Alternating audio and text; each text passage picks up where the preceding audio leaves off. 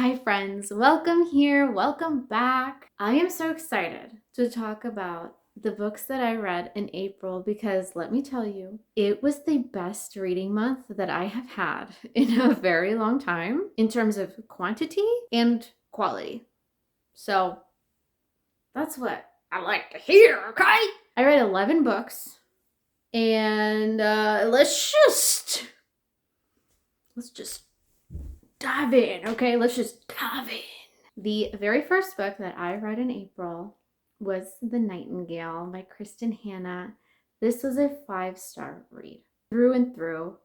This is a historical fiction and it takes place in France in 1939. And we're following two sisters, Vianne and Isabel. And Vianne and Isabel are very different women. Vianne is married with children, and she does not think that the Germans are going to invade France. And Isabel is more rebellious. She's been through a lot in her life. The Germans invade France, and Vianne's husband is called off to war. And now we are following Vianne as she takes care of her children alone and tries to navigate the chaos of the war without her husband by her side. And Isabel is this rebellious younger teenage girl who wants to be involved. Like, she wants to do something to help her country. This story follows these two sisters and really shows us how their different perspectives cause them to approach the war differently, but still with so much courage in their own ways. It shows us that having courage doesn't mean being unafraid. And it shows us just a beautiful picture of what human resilience is and how strong our spirits can be. This is a story about the women during the war and how they helped pave a way for freedom and what they did to help. It'll break your heart and then it'll like piece it back together again in some ways.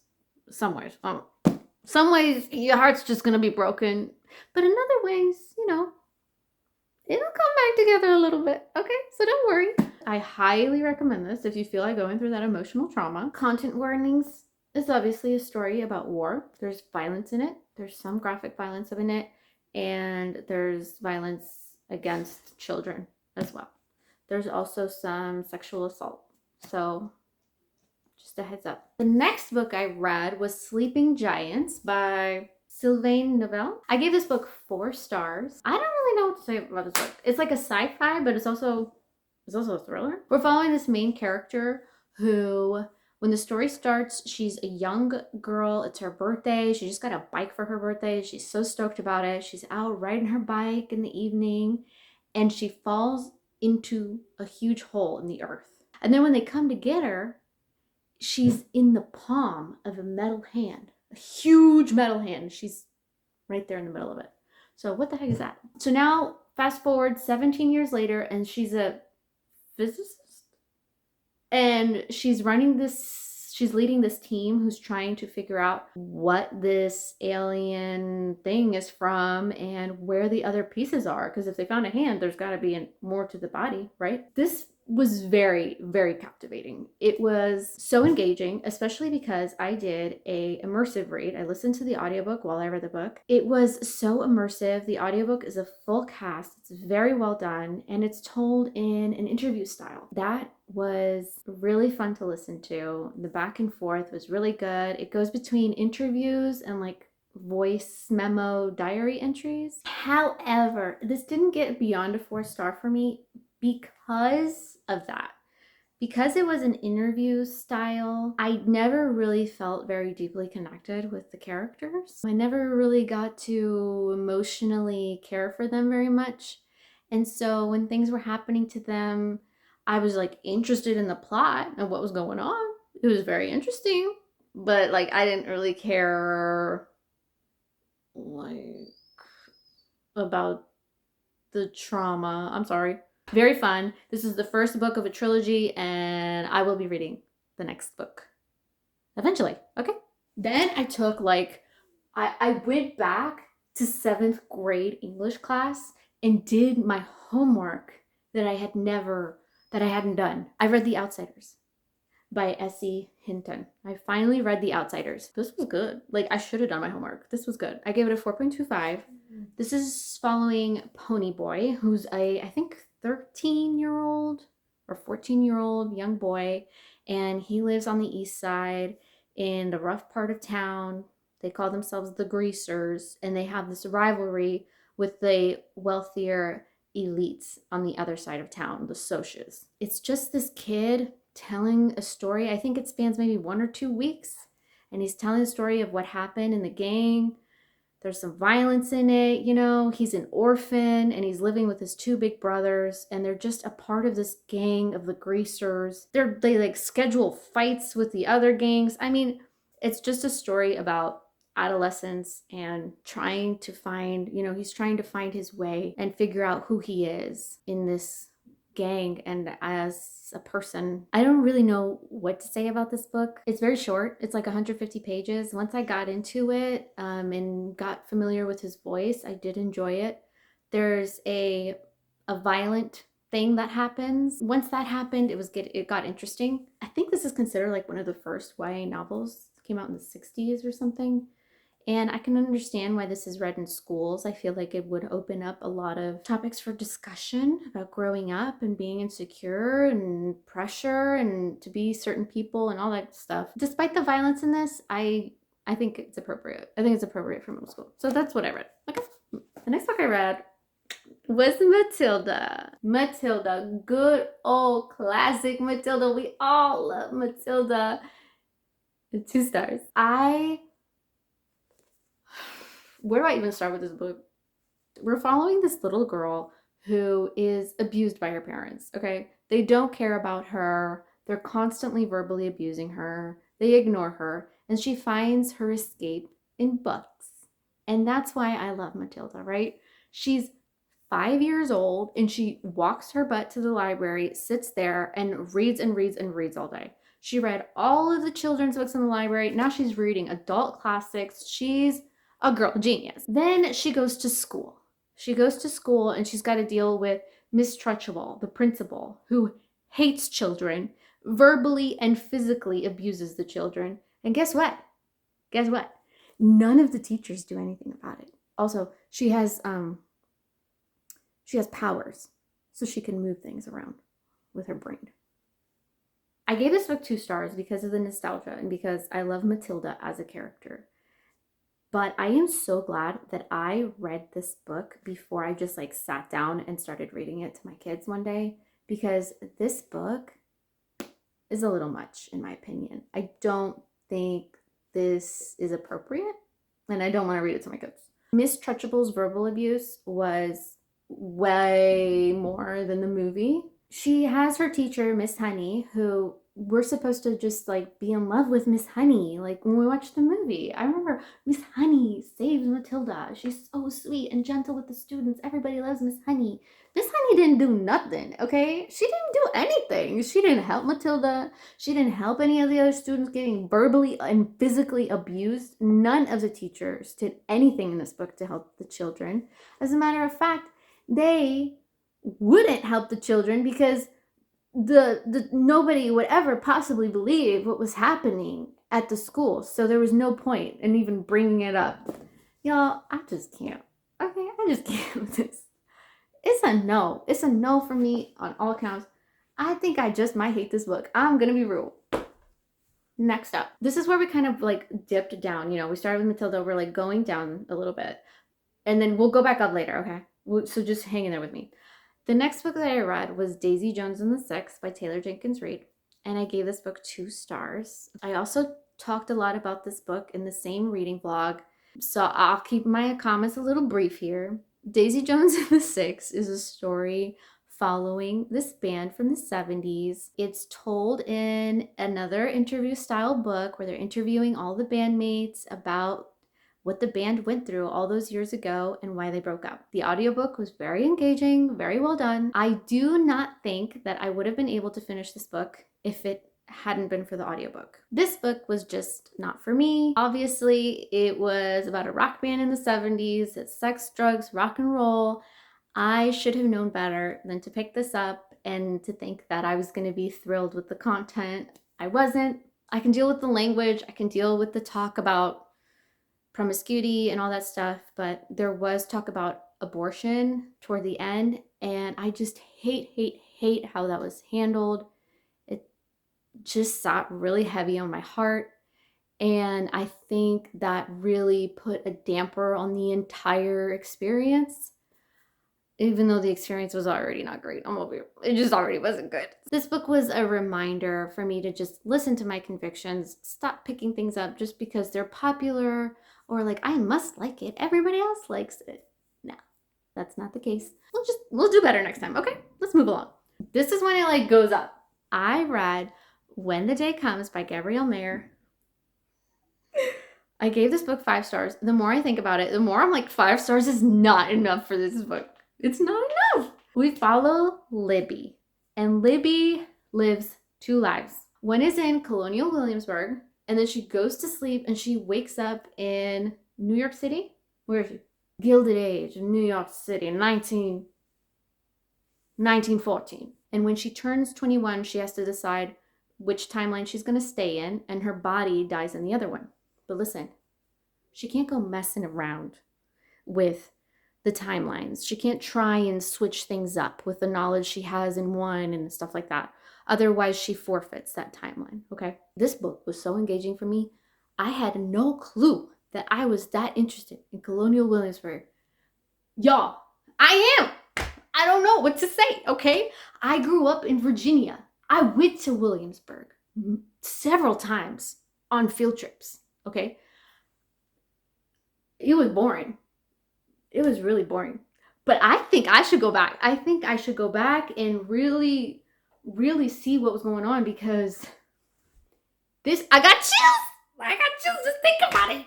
I love this book. It was so engaging. It was so good. I just felt like this book had such a great pace to it. I loved both timelines. Look, I know I'm hyping up the Williamsburg timeline. Maybe a little bit too much. Okay. I really enjoyed both timelines. Like, there was never a time where I was reading the New York timeline that I wasn't engaged and I wasn't present. I just really enjoyed both of them. But overall, this book is such a good message of following God's will and trusting the Lord and what He has in store for you, and how we can try and mess with God's will and get things to go our way. But if we just release things and trust in Him and what He has ready for us, that He will truly cook up something beautiful. I am really excited to read the next one and the next one and the next one and the next one. I will say, even though it's a Christian read and very, very good, the only content warning that I really want to mention is that there is a sexual assault that happens. It's not like overly described at all, but it is in there. Then we're going to keep riding this high, okay? I read Counted with the Stars by Connilyn Cossette. This is the first book in the Out of Egypt series. This was my very, very first biblical fiction. I gave it a 4.25. I enjoyed this book a lot. It took me a minute to kind of get into it, but once I did, I was in it. This is the story of Kaya, who is a young Egyptian woman who is sold into slavery by her father. We follow her as all of the plagues hit Egypt. This really brought Exodus to life for me. It was so interesting to really get to picture all of the plagues that God sent down on them. The frogs, the locusts, the darkness, the blood in the rivers. Like it was all just so well described and really put things in perspective for me in a way that I don't think I had when I was reading Exodus on my own. I don't think I really thought about what was going on to these people. It was just really beautiful to see her transformation of praying to all these false gods and obviously not hearing any answers to her prayers.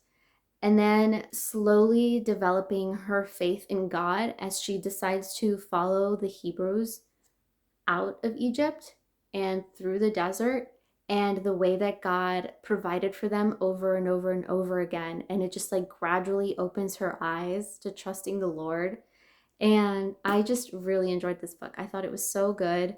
I'm very excited to read the next one. And yeah, this was awesome. And I just picked this up on a whim at the library. Like I just saw it and it kind of looked familiar. So I'm so glad that I just like randomly picked this up. It's so good. The next book that I read, I'm not giving a rating because it was a Dear America book. I have a bunch of these on my shelf that I just want to read. I remember reading these when I was in middle school, and I want to read through these again and see if they're appropriate for my children later on when they're older.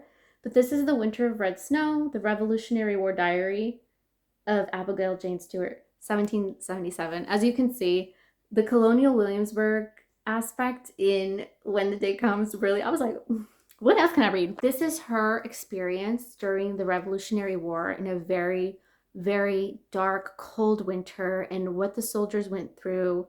She has a firsthand account of the soldiers not having anything to wear against the cold. This book was very graphic. There are soldiers dying and getting their legs amputated and babies not making it through the winter. It was really dark. But I think that for like a middle school curriculum, if you're learning about the Revolutionary War during homeschool or something, this might be like a good fiction book to pair with that.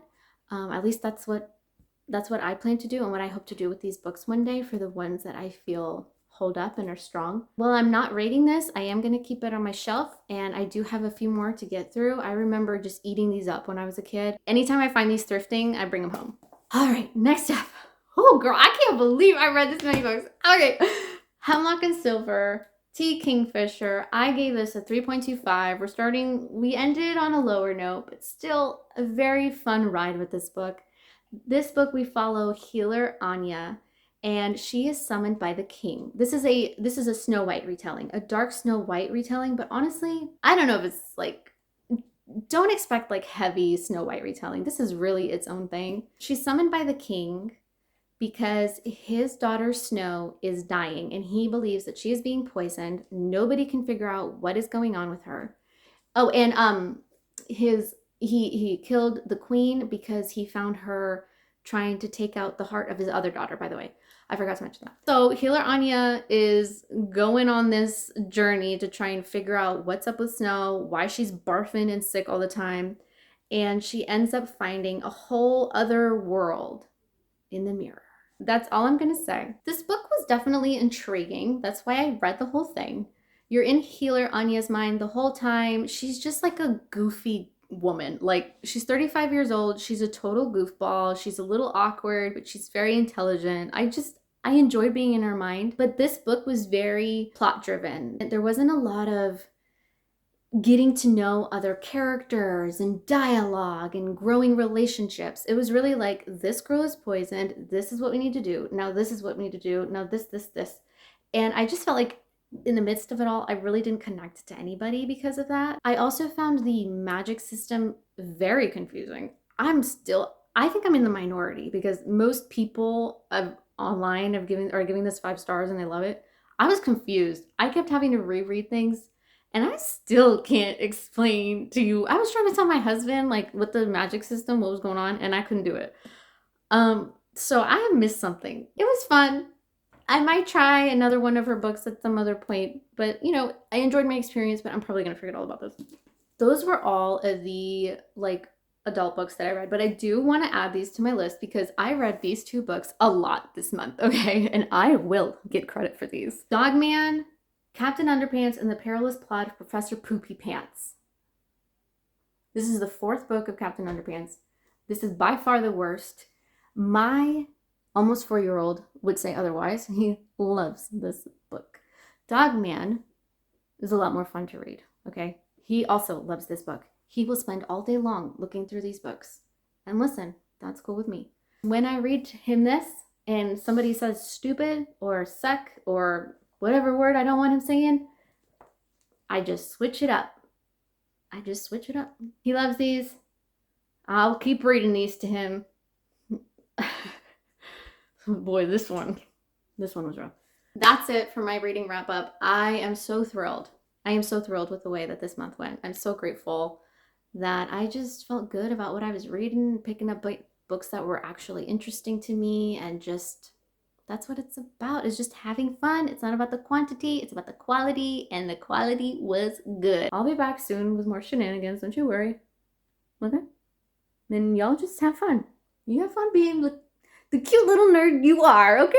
I'll see you soon. Bye.